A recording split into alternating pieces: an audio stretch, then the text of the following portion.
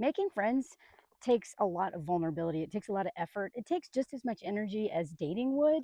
And yet we are not really taught to do that or told to do that, especially women. We're taught to just center men and pursue that love story. And Chelsea Bacon did a really great video about this the other day about how you were not owed friendships, that with romantic love, you have to, invest in them, earn them, or whatever, and that friendships, a lot of people think we're just owed, and we're not. And not only does that end up leaving a lot of women, being pick me, although we're all on the pick me spectrum because that's how we're raised to be.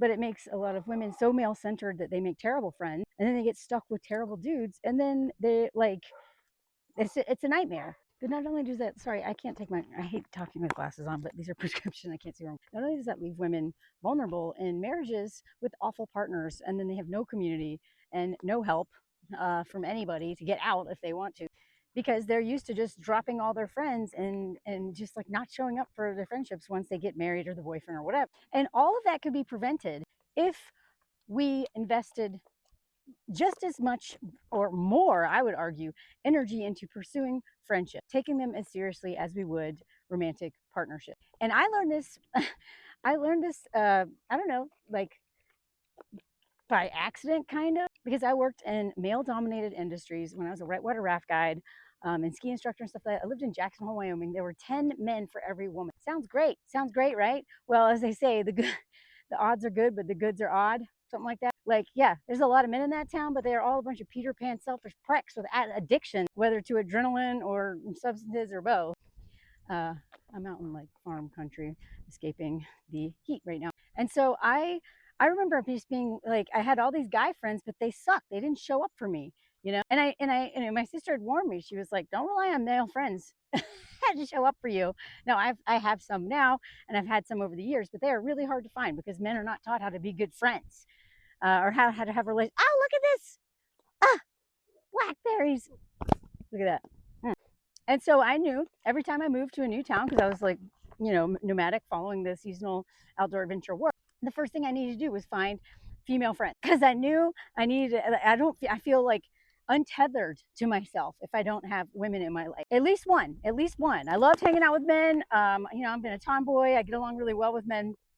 I work with them, but oh my God, I need at least one woman who understands me and who I can just, have conversations about something other than gear all the time. And so when I went out to bars, even though I didn't drink, I go out to bars, order my, Diet Coke or something. And I just talk. And I remember there were so many times where, this ended up working out very well for me. Whenever I met someone really cool, I would just be like, by the way, you want to hang out again? And I would get their numbers. I would go to bars to pick up women because I was desperate for female friendship, And I also really didn't want to date. Thank God I didn't. And that's the thing, is because I wasn't dating for all my I mean, I had like hookups and one night stands and stuff every once in a while, but I just tapped out of all that relationship crap with men until I was 36. Didn't do it. Didn't date anybody. First boyfriend at 36. And so I had little, flings and one night stands every once in a while, but I was always pursuing friendships with women and friendships with men too, but especially friendships with women because they tend to be better friends. And so I would do the very vulnerable thing and the very intentional thing of actively seeking them out, putting myself in positions where I would meet them. And I still do this. I mean, I live in France. It is really hard to make friends. It's really like because of the culture, and people are like already have their friend group, the language barrier, and it's just hard to make friends. It's hard to make friends at any age, but I'm 47, right? And yet I still do what I learned in my early 20s, was to go out and anytime, like put myself in random positions. I joined a drum club. I'm still a part of it. I'm in a gospel choir. I go on random adventures all the time where I know that I'm not going to know anybody. Oops, this is someone's house. I'm going down a driveway. I didn't realize it. I go to places where I know I'm not going to know anybody, just as a little like artist date kind of Melanie adventure, but also in hopes that maybe, I don't know, I'll strike up a conversation with somebody. Anytime I meet someone really cool, and it's really hard to do it, but it's easier the more you do it, is I just say like, hey, do you want to like get a coffee sometime? I ask them out. That's right. I ask them out the way, men rarely asked me out. I was the one who was always asking out, but not men. I was asking out women to be my friend. And you know what? It worked, because a lot of times maybe if they're not, oh, sorry, I was adjusting my hat. If they're not used to doing that, like one of us has to do it. And you know what? I'll be willing. I'm willing to do it. And I have made most of my friends that way, meeting them somewhere. If you want to meet, if you want like to learn how to make friends, follow Danielle Bear Jackson. She is a women's friendship coach. She wrote a book about it. She's amazing. She has a podcast. I've been on her podcast before, and I have learned so much about friendships of her. And all the stuff she says teaches me stuff, but she also reinforces something I've been doing for a while. And I was like, oh my God, I can't believe I figured that out. And it does, it worked. Putting myself in situations where I would meet people, not meet men, meet people to be friends with. And in fact, one of the coolest things that happened recently, this was, I think, last September. I went to a trans arts festival, and there's all this, I went by myself, didn't know anybody. And, also I'm very insecure about my French. So I was like, oh, well, maybe I won't talk to anyone the whole time. Maybe I will.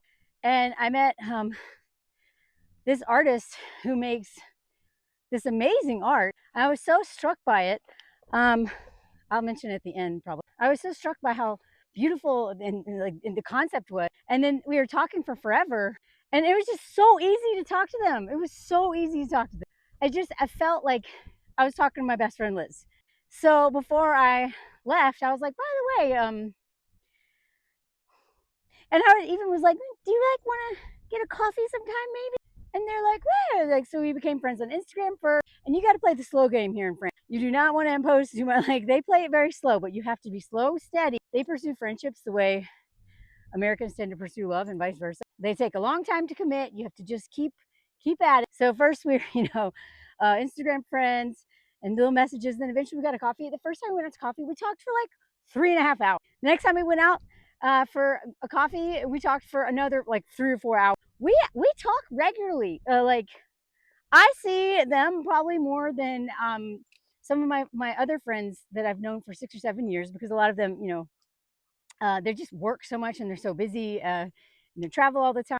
And so, okay, I'm not walking, so I'll take these off. So, like, this artist has become one of my closest friends in Lee. And it was, and the funny thing is that first call, I like towards the end, they were like, I was kind of hoping that we would meet up for coffee. So when you suggested, like, hey, can we go get a coffee? I was like, yay, oh my God, I hope we did happen. And I was like, oh my God, really? Because I was like really afraid to ask you that, because I didn't want to impose or be rude. But at the same time, like, I've been doing this long enough. I've been traveling, had to start over long enough to know that, like, what's the worst that can happen, right? And that's how men approach dating. Now, I don't know if they're doing that anymore. But a lot of men, they are just so shameless and just, shooting a shot, just asking any woman out.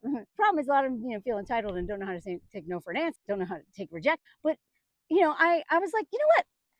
Men ask each other, men ask us out all the time. And there's like, they just keep trying and they keep, you know, taking that act. I don't want to wait. I don't want to wait for some friend to ask me out. I'm going to do it. And I've always kind of been the dude anyway. I don't know. Over here, a lot of the French dudes that I hooked up with, they're like, you are a lot of masculine energy. And I was like, I know, right? And they're like, doing this. And I'm like, wow, I'm a tomboy. What can I say? My husband is the heart and the nurture of our relationship. But anyway, honestly, this was a lesson that I learned, like, not by mistake, but just by out of desperation. Because when you move all the time and you have no friends and you have to start over, desperate times call for desperate measures. But it's easy. It's scary to be like, hey, you want to hang out? And what are they going to say? No, keep trying. Like, I'm constantly put myself in positions, and I'm the first person to say, like, you want to hang out? Does it always work out? Absolutely not. But when it does, it is magic.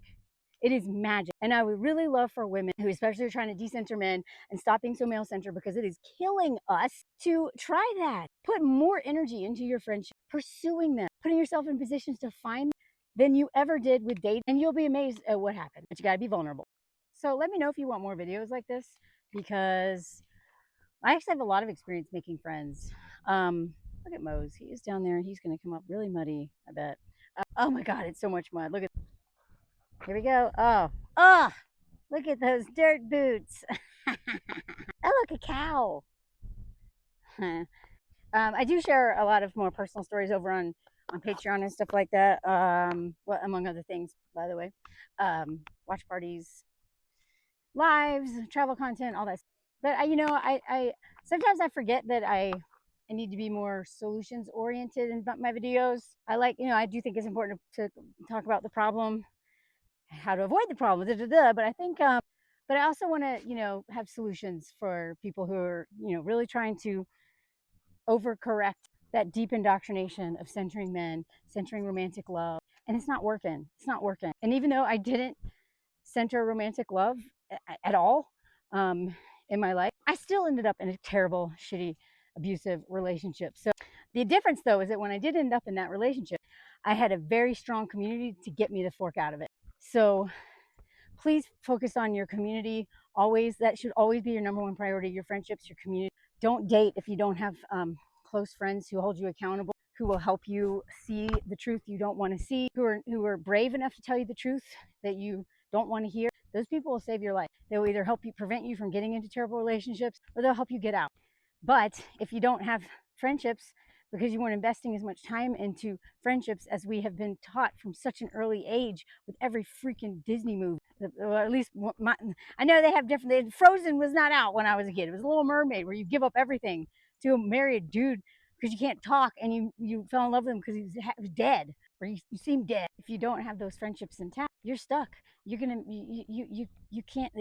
This stuff, it is so hard to date. Please date in community. Please build your community, especially for younger women who follow me. Please, please, please, please, please, please focus on your community. Focus on doing what you want to do, finding yourself, knowing yourself, dating yourself, but especially that community piece. Because if you start dating and you don't have that community, a strong community, oh, look at all those tomatoes, y'all! I'm just farm everywhere. Then you are going to get in a terrible situation and you can't find your way out because you don't have that support system. So please, please, please make friends like you have been taught to date. Be bold, take chances, put yourself out there, and never stop trying to make friends. It never ends. It never ends. I'm 47. I'm still trying to make friends all the time because people move, things happen, they get pregnant and have children, and whatever. Like, things happen. Never stop making friends. Anyway, let me know what y'all think and drop any tips in the comments. Bye. Oh, and look, there's just wild blackberries everywhere. Look at all these farms. I'm doing a live comment song. I'm right next to Mo's now, and we're over here with Betty. No, not Betty Boop. Betty Boop's gone. Betty Boop died a while ago. Fabio, the comment song. Fabio wagging his tail. Fabio, Fabio, Fabio, Fabio Mo's. He's so stressed. I know he looks happy, but he's so stressed because he doesn't understand what we're doing now. Nothing Mo's.